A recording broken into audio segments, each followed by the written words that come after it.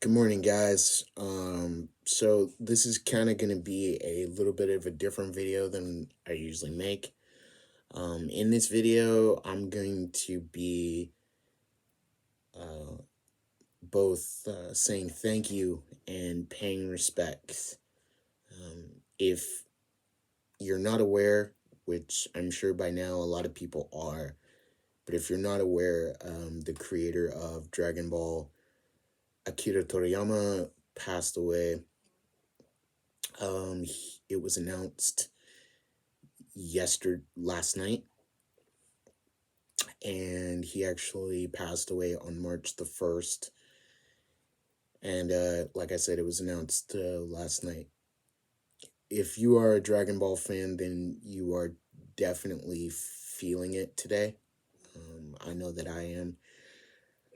To be honest, I'm still in a little bit of shock. He passed away at the age of 68, which, by today's standards, that's still pretty young. I was trying to figure out what I was going to say. Eventually, for my channel, I did want to do a Dragon Ball review, um, but I didn't know what to say about it. And be honest, I still don't. But I'm gonna tell you guys what Dragon Ball means to me. And I know a lot of people on YouTube, social media, they're all saying what Dragon Ball really means to them. But I'm gonna kind of tell you what it means for me. So, for me, I started watching Dragon Ball Z on Toonami when I was a kid. Um, to be honest, my mom wouldn't let me watch it at first because she thought it was too violent, but somehow, some way, I managed to watch Dragon Ball Z. And I remember I would rush home after school to watch Dragon Ball Z, and I loved it. I just loved it from day one because to me, it was like another superhero show, and I didn't even know what anime was. But I always remembered, Cartoon Network or Toonami saying, you know, greatest action cartoon on the planet. And I remember certain characters. I remember Vegeta. I remember, you know, Krillin, Gohan, Goku, Piccolo. Um, you know, a lot of people today, um, you just remember where you were when you were watching Dragon Ball Z. You remember what saga. I got introduced to Dragon Ball Z probably in the Frieza saga, very early Frieza saga. When Krillin and Gohan and Bulma arrive on Namek and they're looking for the Dragon Balls to bring their friends back. And then you've got Vegeta, and then you got Dodoria Zarbon, and you got the big bad himself, you got Frieza. And that was my introduction. And essentially, you know, Dragon Ball Z was like that first I want to say that first real step for me into anime. I mean, I had seen Pokemon, I had seen Yu-Gi-Oh, Digimon, Power Rangers, but I don't think you can consider Power Rangers to be anime, but I don't know, maybe you can. Either way, that's not what this is about. This is about thanking a man who I didn't know, that many of us didn't know, but he was an intricate part of our childhood. Um, for those of you that don't know me, um, I am legally blind. Um, and I've mentioned that before on this channel, but there's something else that you don't know.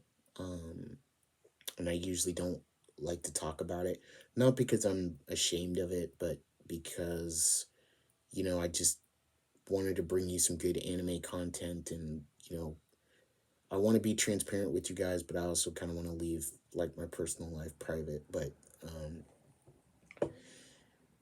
my story with Dragon Ball Z is basically I have chronic kidney disease. I've had it ever since I was a little kid. since I was born. I won't go into my whole backstory. The long and short of it is that I'm on my third kidney transplant right now. And when times get tough for me, um, when they got tough for me when I was a kid, when they got tough even now, I always think, what would Goku do? What would Vegeta do? And that's how much of an impact Dragon Ball Z has had on me. Whenever I feel angry or upset, I always go watch a Dragon Ball Z clip.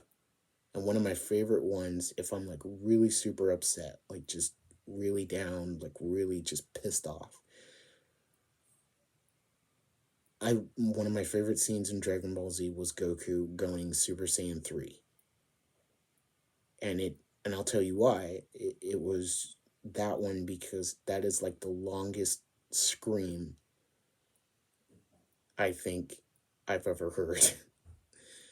It was the longest scream besides Gohan's in Super Saiyan 2. But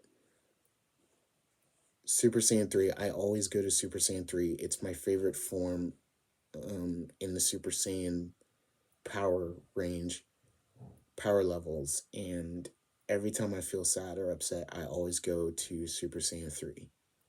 That's my go-to whenever I'm pissed or I'm sad.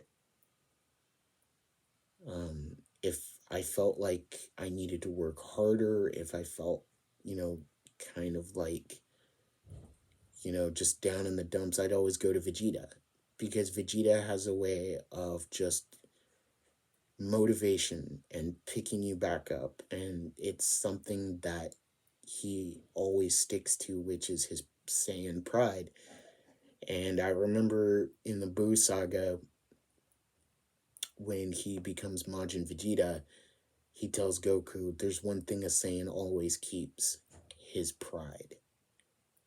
And so I don't want to drag this out anymore. I think I've said all I needed to say. I just wanted to take a moment, do this video, and say arigatou gozaimasu to Toriyama-san, Toriyama-sensei. Thank you for being an intricate part of our childhood. Thank you for creating Dragon Ball for us to enjoy. And just arigato. Domo arigato. Thank you so much. We love you. We respect you. And if you're a Dragon Ball fan, hopefully we can all come together and celebrate the life of one of the most awesome Super Saiyans I think we could have ever known. One last thing before we go. Just, we all know that in the Dragon Ball universe that Broly is or was the legendary Super Saiyan. I'm gonna have to say right now, Toriyama-san, Akira Toriyama, was the true legendary Super Saiyan. So, thanks, guys. I'm also going to be putting down in the comment section of this video a link to a channel called Geekdom 101. If you guys know Danny, I don't. Never met the man, but I know he's a huge Dragon Ball fan. And I saw a video of him. I saw a video this morning. He was talking about what Dragon Ball meant to him and everything like that. So I really appreciate if you guys go check it out. I know a lot of YouTubers are doing that. I know Star Wars Theory did it because Star Wars Theory is a big Dragon Ball fan just like I am. Geekdom 101, like I said, is a huge Dragon Ball fan. Maybe I'll put some other links to some other videos, but yeah. So, again, domo arigatou gozaimasu. Toriyama-sensei. Later.